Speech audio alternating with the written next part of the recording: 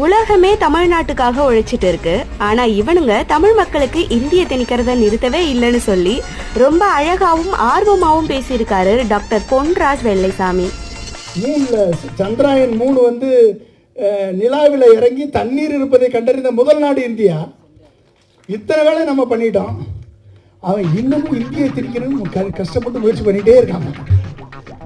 இந்தியை திணிப்பதற்கு நம்ம எங்கேயோ போயாச்சு.